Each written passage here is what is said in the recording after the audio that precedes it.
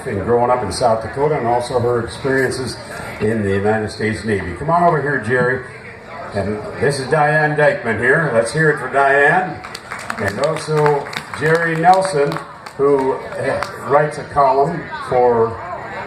I write for several publications. Got to get right in close. I write for several publications in the Midwest here. The main one in this region being the Aberdeen Farm Forum, the green sheet. Yeah. I'm in newspapers in Iowa and Minnesota, Wisconsin, and I've written stuff for like Successful Farming and Farm Journal magazines.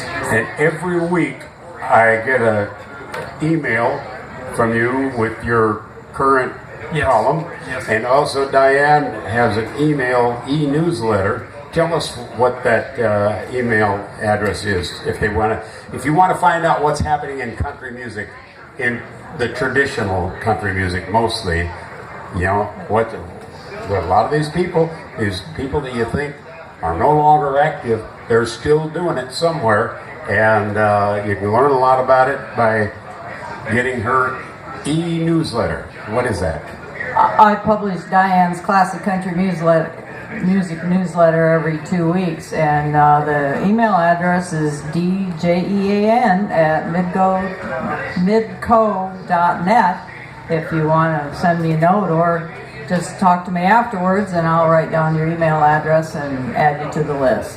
Yeah, you can just visit with Diane right down here, look at her books, and get that email address. Believe me, it is interesting. It includes photographs and stories and all kinds of stuff about some of the current. There's I think 2 or 3 people in today's market that have some smattering of country music. Like Tia Goins, but one of my most recent newsletters happened to have a picture of Sherwin Linton in it. Yeah, that's true.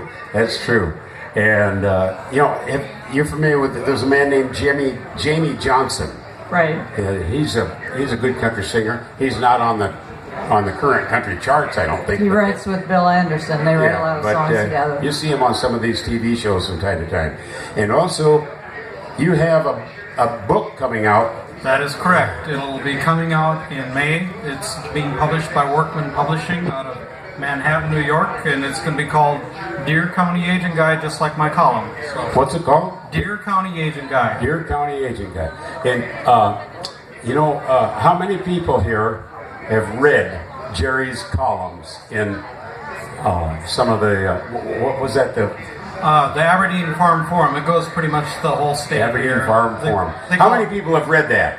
Isn't that something?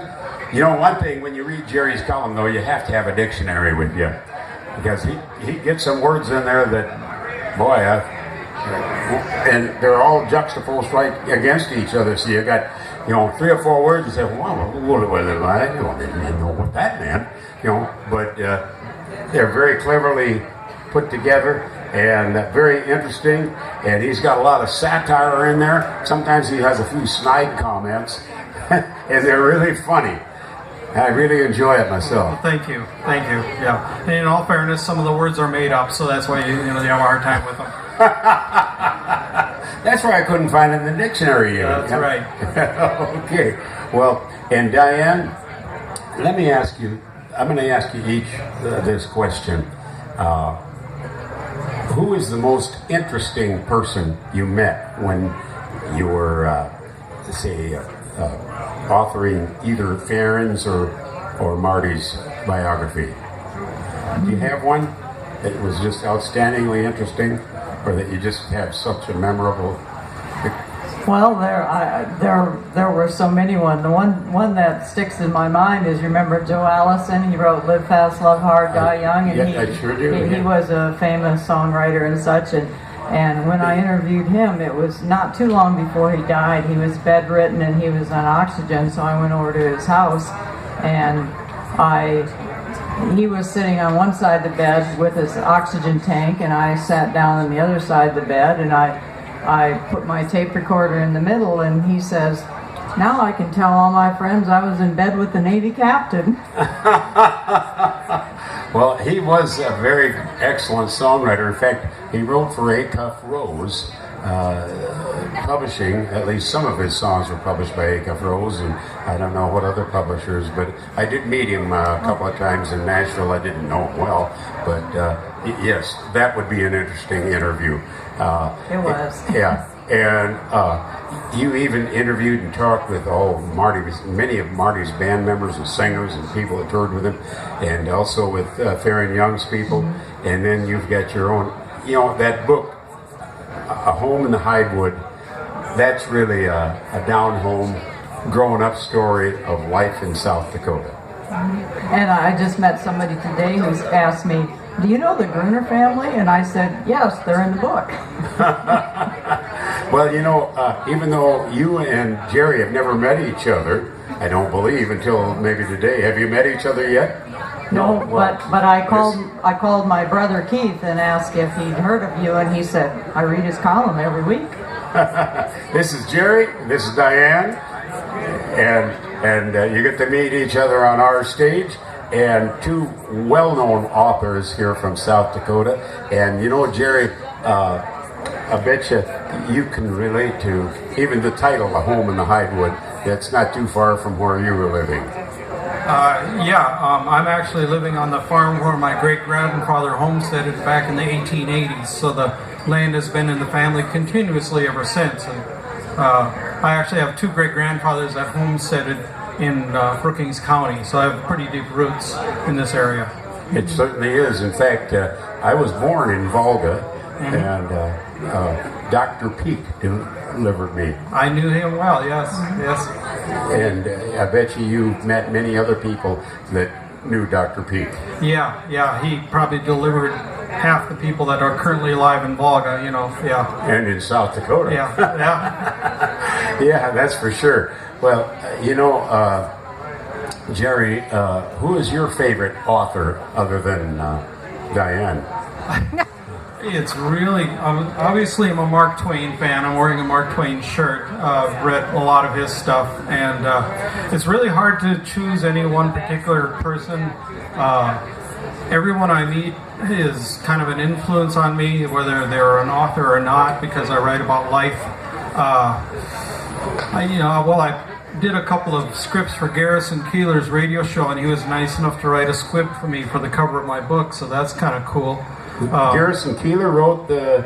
Yeah, he wrote a nice little letter about my work, and we're featuring a little squib that he wrote on the cover of the book, yes. That's quite a compliment. Yeah, you have a hard time getting your head through the door after you get a letter like that, so that's kind of cool.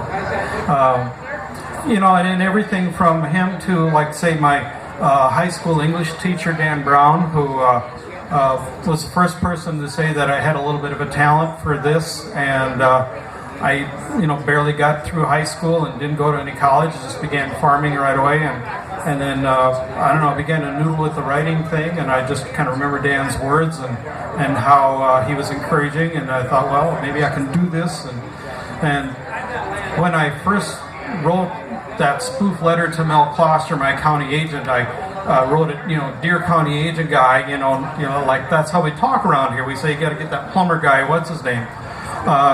So when I took that letter to Chris Schumacher, the publisher of the Volga Tribune, he looked at it and said, "Yeah, I'll publish this. What should we call it?" And I said, "I don't know. I've never done this before." And he says, "What's wrong with this salutation, dear county agent guy?" I said, fine, and that's all the thought that went into that. And it's stuck all these years, and now it's going to be on the cover of a book. Isn't that something? Yeah. And you know what? That's going to be published in May, come out? Yeah, it'll come out in May. It'll be published by Workman Publishing. We're going to look forward to that. I have saved, he emails me his columns, and I got them saved going back 15 years probably. Yeah. And I also saved Diane's newsletters, and they just, I can't throw them away because they're interesting and fun. You know what? I got to say this. They make good bathroom reading too. That's fine with me as long as they get read. Yeah. So, Diane has her books down here, and believe me, if you're interested in a good, interesting book about Marty Robbins, a great country singer, Farron Young, and then her other two books there that she has, one about her life in the Navy, and also A Home in the Hidewood. And I think we should have a round of applause just because she served in our American military. Say thank you for your service, Diane, and also for your books. come on up and support these people. Watch for Jerry's book that's going to be coming out in May, and read his column, and I think you'll really enjoy every bit of it. Thank you for coming to our fair. Thank you for having me. Yeah. Thank you, Diane.